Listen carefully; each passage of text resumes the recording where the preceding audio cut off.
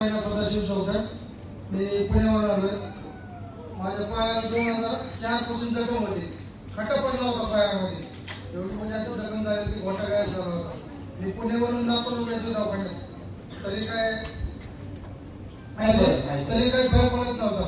मी YCM मध्ये डोळ्यापासून admit झालो होतो 3 महिने. तरी काही फरक नाही पडला. एक दिवशी असं तुकड्याला गेलो तर मॅडम भेटला मला. कुमार मॅडम त्या म्हणले तुमचा पाय नीट करायचा का ना. मी म्हणलं करायचा ना. ते म्हणले मग काय केलं आतापर्यंत. म्हणलं डॉक्टर म्हणलं तर पाय कापावा लागेल तुमचा. तर ते म्हणले की तसं काय करायची गरज नाही. आपल्या ह्याच्यात आकाशवाणी वगैरे ते औषध वगैरे घेतलं. माझा पाय एकदम पहिल्यासारखा आपला जसा प्लेन आहे तसा पाय झाला. सगळ्यात जास्त मला फायदा झाला.